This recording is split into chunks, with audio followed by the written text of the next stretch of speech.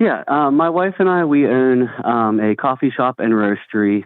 We have about 10 employees between part-time and full-time. Last year, we did about $500,000 in revenue. And I don't know if you've been following the news at all. The cost of our green beans has risen significantly, especially this past year. So my question to you is, do you have any advice for me on how to navigate those conversations with customers as we need to adjust our pricing? We want to be fair to our customers, but we also need to be fair to us to keep our business healthy. Well, Trenton, I think we live in an environment where everything has price increased, right? Yeah, absolutely. And yeah, so if I walked into a coffee shop and randomly the price had gone up, I wouldn't be going, "Oh, Trenton got greedy." I'd be going, "Man, his costs probably went up, like his labor costs probably went up," which he probably has, and your bean costs probably went up. I mean, I don't know that you need to communicate it necessarily. Okay. I think in asking that, I'm thinking more about like our wholesale customers. So we provide to restaurants, other coffee shops, and like grocery stores. And so we want to maintain like relationships with them. So it's more so. Yeah, but all of their other suppliers have gone up. I agree with that. I think maybe some of my fear is coming through knowing from our end, all of our supplies are going up too. Okay, so when someone increases their price that on a bean that you're buying, what did they tell you? They didn't tell me anything, and I guess that's kind of where some of my frustration comes in. If one of our suppliers has to adjust pricing, I just want them to be upfront and say, "Hey, this is coming down the road. Just wanted to give you a heads up, so I'm not necessarily expecting them to just eat their costs. Yeah. I just want to be given a heads up and just kind of be upfront about it rather than just." So if you said, A, I'm going to give them as much lead time notice as I can, and B, the reason for these increases is not to line my pockets, it's because my costs have all gone up. Is that enough?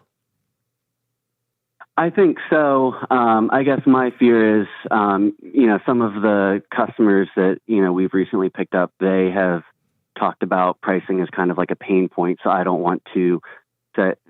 Well, listen, if the only way you keep them as a customer is you lose money, then we don't need them as a customer. It doesn't work anymore. Yeah, that's also correct. If that is required for the relationship, that you lose money, then this is not a relationship anymore. Yeah, absolutely. It's something that didn't work. I mean, because here's the other thing. They're not buying coffee from anybody else that didn't go up. Everybody went up. Yeah, absolutely, 100%. Everything in their store has gone up in the last 3 years. If you didn't go up, you're the only one that didn't. Really? Don't you think? Am I right? Yeah. That's 100% right. Yeah. So I think that's the environment we're in. If the environment was that the economy was stagnant and prices were not going up and you were the lone guy who jacked your prices 25%, then you would stand out in a negative way. But you're passing on your hard costs. Hey guys, my labor costs have gone up substantially and my price of goods sold has gone up substantially. Okay? And in the next 90 days or so, expect to see some price increases, or 30 days or so, or whatever the number of days is. And I'm just giving you a heads up, and it's not to line my pockets, and I'm sorry. I wish I didn't have to do this. I'd like to be the cheapest guy, but I also want to stay in business, and this is what I got to do. And something that simple is all I would expect.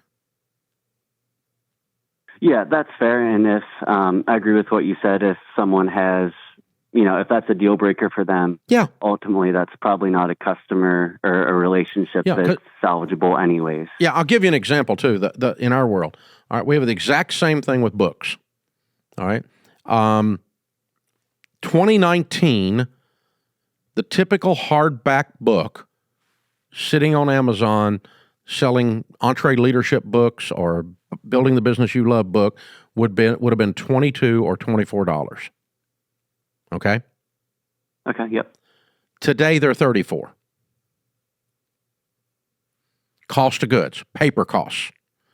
During the pandemic, paper skyrocketed. It doubled. And there was a shortage. You couldn't even get it. Then the supply chain crap got straightened out, and they never went back down on their prices. Paper's still real high. And so our cost of goods sold to produce that book went up substantially. And here's what's weird. We were looking at the thing because books are a small percentage of our total gross sales. Out of the 300 million that we do. So we weren't watching it close enough, and we looked up, and the publishing was starting to lose money. I'm like, why is it losing money? Well, the cost of goods went up, and we didn't change the prices. Our prices were still down there. And so we did a quick study of the market, and we were the only ones that were not $32 and $34, going up from 22 just 4 or 5, 6 years before, right? But books went up more in that 4 or 5 years period of time than in the history of me doing books in 30 years. And so it's kind of shocking to the system. And we didn't keep up accidentally. And when we moved ours up and were the same price as everybody else in the market, we got not a single complaint. Oh, Dave's trying to rip off everybody, because anybody with 2 brain cells to rub together can look on Amazon and go, all the books are priced about that price. There's some small books that aren't that kind of, but the general trade paperback or trade hardback book, that's the price range for self-improvement books. So if you're reading Simon Sinek or Pat Lencioni or Dave Ramsey or Henry Cloud or any of these people, Jim Collins, good to great, you're going to find this about the same pricing on all these books, and we were the only one that was lower. So when we came up, everybody else looked and went, okay. And the reason I was asking you about all this is the communication that we did to the marketplace was zero. We didn't say a thing. We just raised our price. And nobody complained because of the environment that we were in, kind of signaled to the customer that obviously our costs had gone up and everyone else had gone up. And so it wasn't like we were the only ones at $34 and everyone else was at $22. You see what I'm doing? Yeah, absolutely. And I think that's fair. As far as coffee, like the markets were kind of at a record high in February, and they're at an even higher point now, and everyone is increasing their prices accordingly in order to keep their doors open. Yeah, and most of the time a coffee place like yours is not in the price business anyway. You're in the unique value business. You're not competing based on price. You're competing based on your brand differentiation, your unique selling proposition, your USP. Which is the flavor, the organic, the experience, the brand association. You're not trying to win by being the cheapest coffee. That's some of the big boys. Yeah. And we all know if we want to drink cheap coffee, we're going to get what we pay for. Yep, that's also true. Yeah, it's like cheap beer. No, thank you. Right? Yeah, you don't want to be the Natty Light of coffee, right? And so... Definitely not. Yeah, you're not. You're a craft brewer, right? That's the thing. And so that's where you want to be. You're in that world. And I think you're in good shape, man. But you're concerned about it, and that makes you a good business guy. It makes you a guy with a good heart. You're not doing this out of greed. I think your customers are going to feel that off of you and feel that off your brand.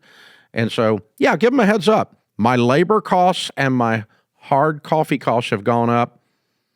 And so I've got to raise my prices to stay profitable. You'll be seeing those in X number of days. And they're going to go, well, of course. We knew that. We're a little shocked you hadn't done it before. And you're going to be just fine. You got nothing to worry about. Trent, you're a good man. You're the kind of people that win in business because you care about the customer. You care about the perception of your brand. You want it to be a brand of character. And thank you for that. Thank you for who you are and for what you're doing there.